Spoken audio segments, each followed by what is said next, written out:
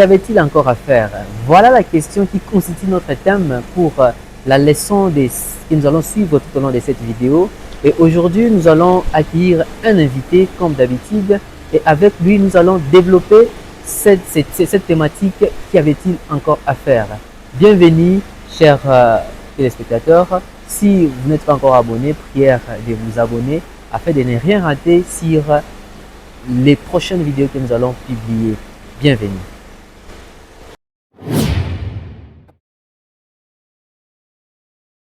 Comme nous venions d'annoncer notre thème, qu'y avait-il encore à faire? Aujourd'hui, nous allons développer cette leçon avec un invité. Je crois que vous êtes déjà habitués à les voir parmi nous. C'est un homme de Dieu qui nous bénit chaque semaine dans nos vidéos. Je pense que vous avez suivi nos précédentes leçons par rapport au conflit cosmique et bien d'autres leçons.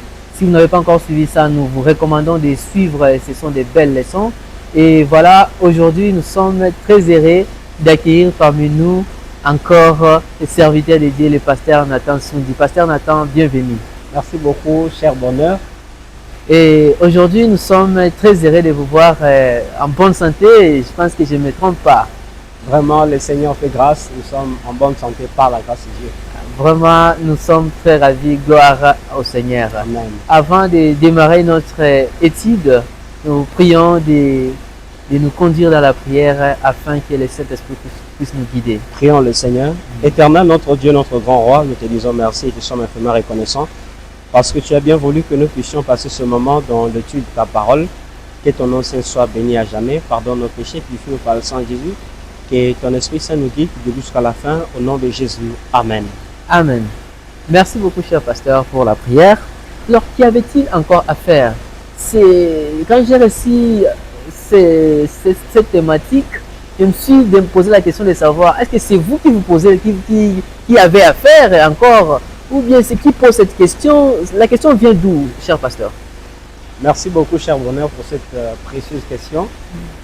La question ne vient pas de moi. Okay. La question vient du Seigneur Jésus-Christ. Il s'était posé cette question quand vous lisez Isaïe chapitre 5. Alors, dans le verset 4e, il s'était posé cette question. Donc, la question ici ne vient pas de moi, ni de quelqu'un d'autre, mais du Seigneur Jésus-Christ. Merci beaucoup, cher pasteur. Elle dit c'est Jésus-Christ qui pose la question, qu'y avait-il encore à faire? Exactement. Alors, qu'est-ce que Jésus-Christ? C'est pourquoi cette question? Pourquoi cette question? Pourquoi cette question? C'est quoi le contexte? En fait, si nous voulons comprendre cette question, je nous prie de pouvoir lire la parabole qui se trouve dans Isaïe chapitre 5. J'étais en train de parler de ça. Isaïe 5, nous allons lire le premier verset, le deuxième verset. Et la Bible déclare ce qui suit, nous lisons au nom de Jésus. Je chanterai à mon bien-aimé le cantique de mon bien-aimé sur sa vigne. Mon bien-aimé avait une vigne sur un coteau fertile. Il remua le sol, ôta les pierres et y mit un plan délicieux. Il bâtit une tour au milieu d'elle et il y creusa aussi une cuve.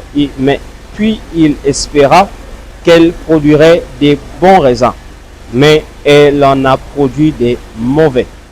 Ici, nous voyons le Seigneur relater une parabole, mais quand vous regardez, lui-même, le Seigneur a donné l'explication de cette parabole. Quand vous lisez dans le 7e verset, qu'est-ce que le Seigneur a dit? La vigne de l'Éternel des armées, c'est la maison d'Israël. Et les hommes de Juda, c'est les plans qu'il chérissait. Il avait espéré de la droiture, et voici du sang versé, de la justice, et voici les cris de détresse. Donc ici, nous voyons quelque chose que le Seigneur est en train d'illustrer par rapport au comportement des enfants d'Israël. Parce que regardez tout ce que Dieu a fait avec les enfants d'Israël. En commençant d'abord par Abraham, qui était le père de tous les enfants d'Israël. Et voilà comment Dieu a appelé Abraham, Isaac, Jacob, qui était devenu Israël.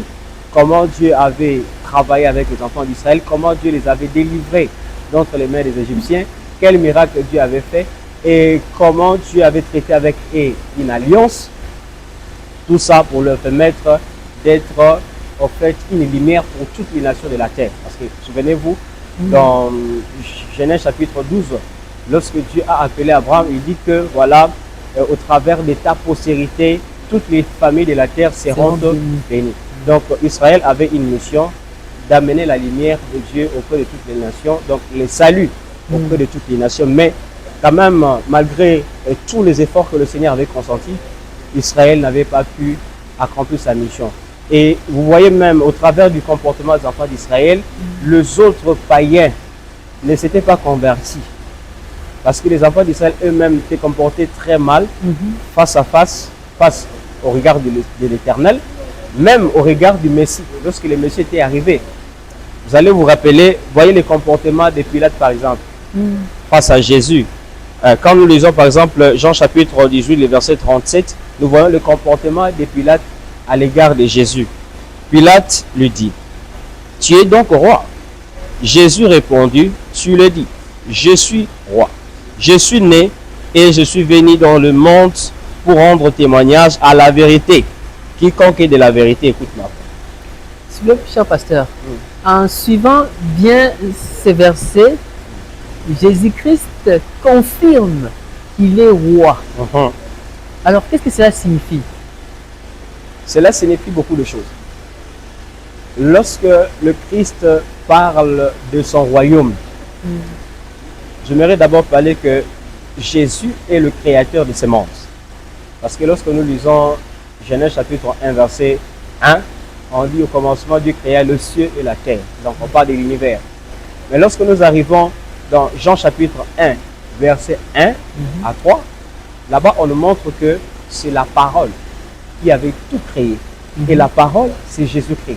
Quand vous lisez également Colossiens chapitre 1, verset 15 jusqu'à 17, on vous montre aussi que tout a été créé par Jésus et pour Jésus. Donc c'est Jésus qui est le véritable roi de l'univers. Mais quand Jésus dit « je suis le roi », il est en train d'affirmer sa véritable royauté par rapport à qui? Par rapport au mensonge du diable. Parce que le diable prétend qu'il est le prince de ce monde, que le monde lui appartient. Vous savez, même lorsque le diable était en train de tenter Jésus, dans Luc chapitre 4, le verset 5, le verset 6, le diable a prétendu que c'est lui à qui appartient toutes les choses qui se trouvent dans le monde. Le diable, l'ayant élevé, lui montra en un instant tout le royaume de la terre et lui dit, il dit à Jésus, je te donnerai toute cette puissance et la gloire de ce royaume, car elle m'a été donnée. Alors là, et je la donne à qui je veux. Le diable est en train de se présenter, c'est comme si c'est lui le roi de cet univers. Il dit, toutes ces choses, le monde et tout ce qu'il renferme m'a été donné. Mais je me demande par qui. Il dit m'a été donné. Par qui? Et le diable parlant à son créateur, parce que Jésus est celui qui a créé toutes choses. Toutes les créatures. Selon Colossiens chapitre 1, verset 15 à 17. Toutes les créatures qui se trouvent dans le ciel, sur la terre et partout. Et le diable est une créature. Donc, c'est Jésus qui a créé le diable. Et Lucifer qui s'est transformé en diable. Il est en train de parler à son créateur que toute chose m'a été donnée. Donc le diable, c'était un usurpateur, c'était un menteur. Maintenant, quand Jésus dit je suis le roi, il veut justement remettre les choses en ordre pour dire que le véritable roi là, c'est moi. Ce n'est pas personne, ce n'est personne, c'est moi le véritable roi. Donc c'est un peu ça. Voilà, c'est vraiment très très capital ce que vous venez de nous faire montrer au travers de ces quelques versets. Vraiment que le diable c'est un usurpateur, c'est un menteur. C'est-à-dire il s'est fait passer, il veut montrer que c'est lui qui a le pouvoir, voilà. C'est lui qui gère tout. Voilà. Or, là il s'adresse même au Créateur lui-même. Voilà. Alors, à plus forte raison, quand il s'adresse à nous les individus. À nous les êtres. À nous les êtres pécheurs même. Voilà. Qui se suit. Alors, c'est-à-dire, nous sommes vraiment en danger. Nous sommes en danger, mais notre seule sauvegarde, c'est la parole de Dieu. Là où nous pouvons nous cacher face au mensonge du diable. La parole de Dieu nous donne même l'autorité de faire fuir les diables. Parce que vous savez, quand vous lisez Matthieu 4, Luc 4, quelle arme Jésus avait-il utilisée pour faire fuir les diables? La parole de Dieu. Amen. Quand il ment, Jésus a dit quoi? Il est écrit. Le diable aussi ment avec la parole de Dieu. Il est aussi écrit. Mais Jésus ramène toujours le diable dans la parole de Dieu. Et en fin de compte, les diables prit fuite. Donc, nous, pour contredire le diable, pour lutter contre les diables, ce n'est pas avec notre propre parole, notre propre puissance, nos propres efforts, non. C'est avec la parole de Dieu que le diable prend fuite. Merci beaucoup, cher pasteur. Alors, comme nous pouvons les comprendre, et que la parole de Dieu que nous sommes en train d'étudier en ce moment, c'est notre plus grande arme. Parce que c'est ce qui même nous donne la connaissance pour lutter contre les diables. Nous-mêmes de nous-mêmes nous ne pouvons pas. Mais avec le Saint-Esprit de Dieu, nous pouvons y arriver. Alors, cher pasteur, qu'est-ce que Jésus-Christ avait fait? Jésus-Christ avait fait quelque chose pour démontrer réellement qu'il est roi. Exactement, parce que vous voyez, quand Jésus-Christ dit que c'est lui qui est le roi de l'univers, alors que le diable vient avec le mensonge pour dire que moi je suis le véritable roi de l'univers. Parce que tout avait commencé au ciel, là où il a fallu chercher qui est le véritable roi, qui était le véritable roi. Vous vous rappelez encore d'Ésaïe 14, et quand on dit que le diable avait voulu prendre la place de Dieu. Donc tout avait commencé là-bas. Et c'est ce qu'on appelle les conflits cosmiques. Ça a commencé au ciel, ça revient jusqu'ici sur la terre, ça continue. Il voulait que tous les anges puissent commencer à l'adorer. Et il a dit des choses au sujet de Dieu. Il a menti, les anges. Voilà pourquoi Apocalypse 12 dit quoi?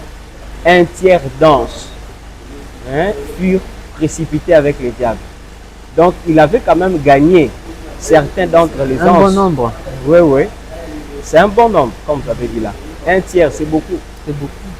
Alors, tous ces anges-là ont été mentis. Alors, qu'est-ce que le diable aurait dit?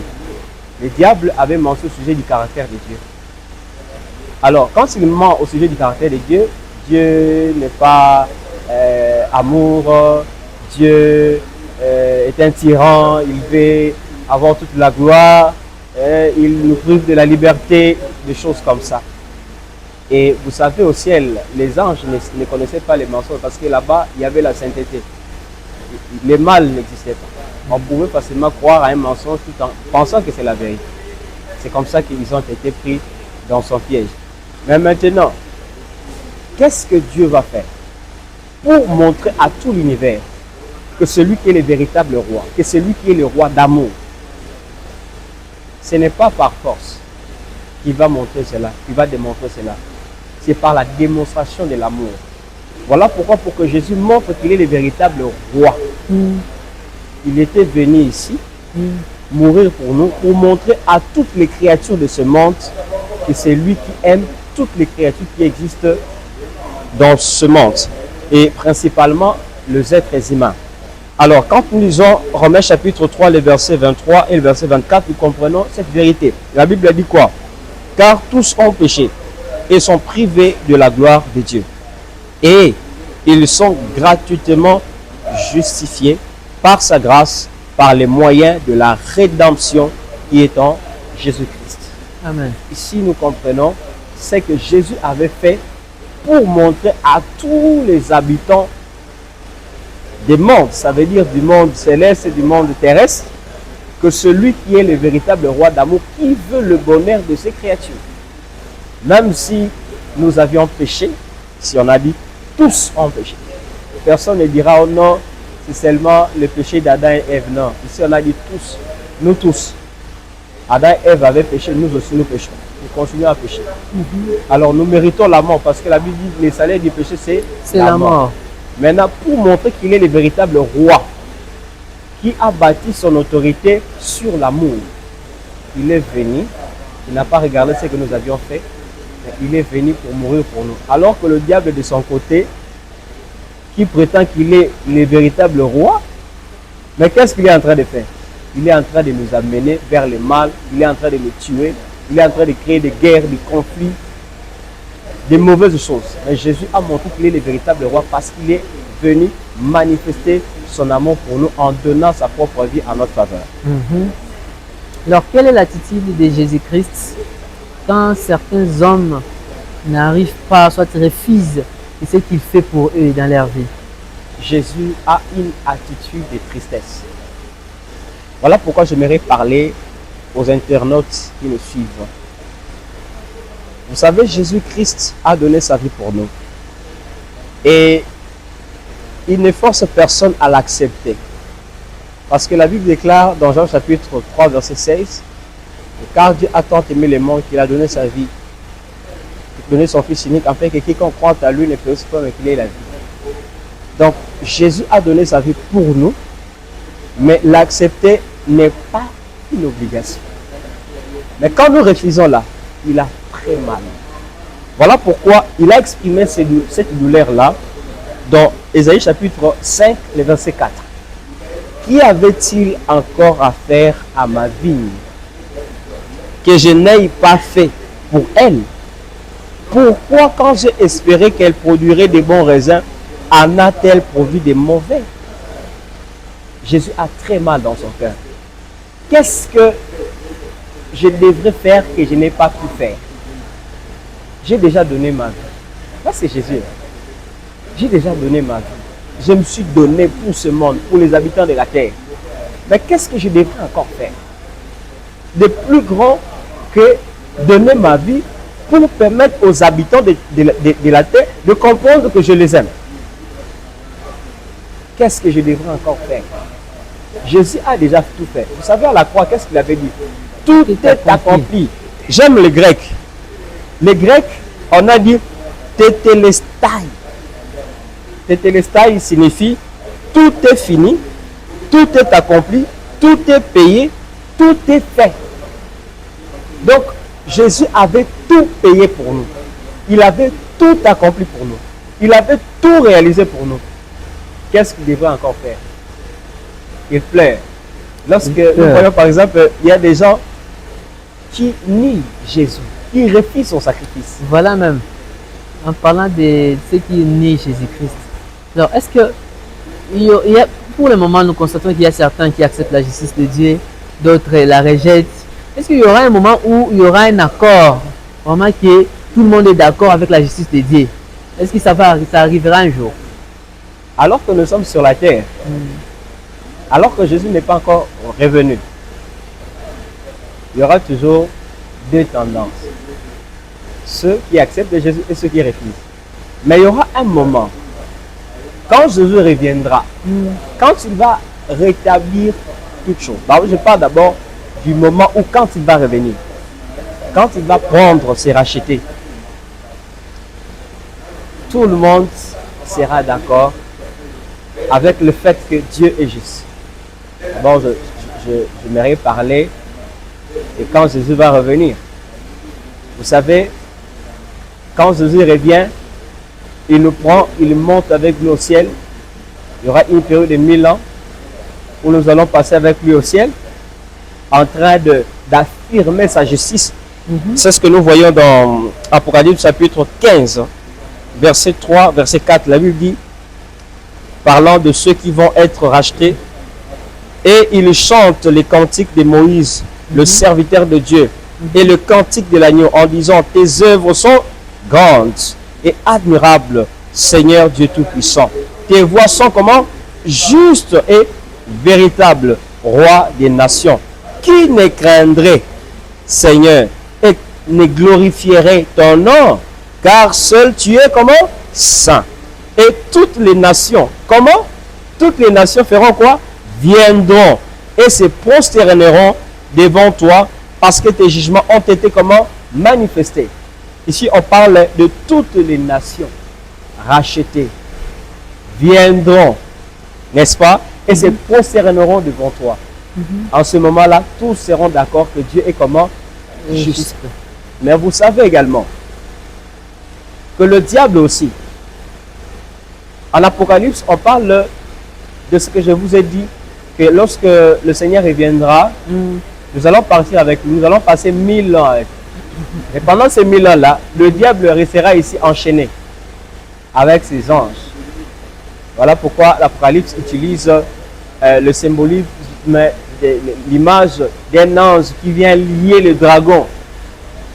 Et là, c'est un symbolisme qui parle justement de l'enchaînement du diable. Ce n'est pas des chaînes physiques, ce sont des chaînes de circonstances. Parce que le diable sera ici avec ses anges déchus, ses démons. Ils resteront ici dans un monde chaotique. Toutes les personnes qui ont accepté Jésus sont au ciel. Toutes les personnes qui n'ont pas accepté Jésus sont mortes par l'éclat de la gloire de Jésus. Alors le diable est seul dans un monde qui est chaotique, ténébreux. Alors pendant 1000 ans, il sera en train de réfléchir et il voit les désastres qu'a causé son acte de rébellion.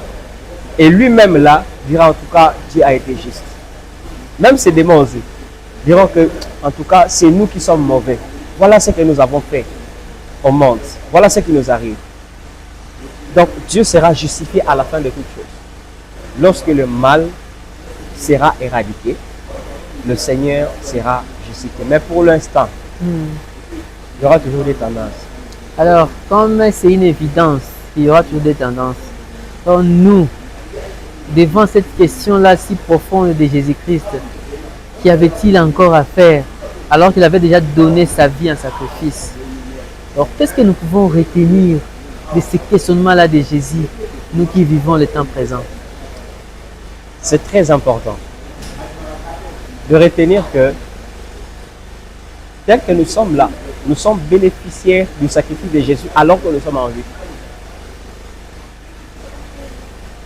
Lorsque nous allons mourir, parce qu'il y a des possibilités, soit nous mourrons, soit Jésus revient. Et là, il n'y a plus de possibilités pour choisir Jésus, pour accepter Jésus dans sa vie comme Seigneur et Sauveur. Mais nous devons savoir que Jésus a déjà tout accompli pour nous. N'attendons pas encore que Jésus fasse quelque autre chose pour que nous puissions l'accepter. Non. J'aime cette parole de Jésus qui dit à Thomas, lorsque Jésus était ressuscité, il était à Paris aux apôtres, alors que Thomas n'était pas là. Et lorsque Thomas est venu, on a dit, on a vu le Seigneur. Il dit, voici, je ne le vois pas. Je n'aime pas croire. Je n'accepte pas. Mais lorsque Jésus était venu, Thomas, viens me toucher. Touche-moi ici. Touche mes mains. C'est moi. Je suis ressuscité. Un esprit n'a ni chair ni os. Qu'est-ce que Thomas avait dit? Mon Seigneur et mon Dieu. Jésus lui avait dit quoi? Parce que tu as vu, hein? Tu as cru. Heureux ceux qui auront cru sans voir. Donc, chers internautes, Jésus a déjà tout accompli pour nous. Il n'a rien à faire encore pour que nous puissions l'accepter. Il a déjà donné son corps, il a donné son sang, il a donné ses os, il a donné tout de lui. Il a donné de son sang, il a versé de son sang pour toi et pour moi. Aujourd'hui, le Seigneur regrette lorsqu'il voit des milliers de personnes qui rejettent son offre. Mais je ne veux pas que cela puisse être ton cas, toi qui nous as suivis. Par cette occasion, le Seigneur t'invite à l'accepter. La Bible dit, celui qui croira et qui sera baptisé sera sauvé. Mais celui qui ne croira pas sera condamné. Mais ma prière pour toi, c'est que tu puisses accepter afin que tu sois sauvé et ne pas être condamné. Merci beaucoup, cher pasteur. C'est vraiment très important pour nous d'accepter de façon urgente Jésus-Christ. Ce n'est pas quelque chose à remettre au lendemain, c'est quelque chose à faire aujourd'hui. La Bible dit, si tu attends ma voix aujourd'hui, ne remettez pas les choses à demain. Exactement. Alors, comme vous venez de suivre, si vous venez de suivre notre vidéo, peu importe l'heure à laquelle vous venez de suivre ces enseignements, vraiment, si vous n'avez pas encore cru en Jésus, il est vraiment temps pour vous de croire en Jésus. Si vous avez perdu espoir, si vous êtes sur le point même de nier l'existence de Jésus-Christ, Jésus-Christ, il est là. Il est là. Et le diable ne vous trompe pas comme on l'a vu avec le pasteur. Le diable, c'est un grand menteur. Il ne vous trompe pas sur l'existence de Dieu. Dieu existe et il est là. et il y aura un moment où il viendra pour tout restaurer. Et à ce moment-là, ça ne puisse pas être un temps pour vous de grincement des dents, mais ça puisse être un temps pour vous de joie. Je pense que, chers pasteurs, nous sommes bénis. Merci. Et nous vous remercions d'avoir Moi qui vous accepté remercie. notre invitation. Amen. Et nous vous donnons les rendez-vous pour notre prochaine vidéo qui sera publiée incessamment. Et bien évidemment, ça sera, si Jésus-Christ ne revient pas, ça sera le dimanche prochain. Il y aura déjà une nouvelle leçon. Portez-vous bien et que Dieu vous bénisse. Partagez la vidéo afin que plusieurs puissent être bénis au travers de votre geste. Au revoir.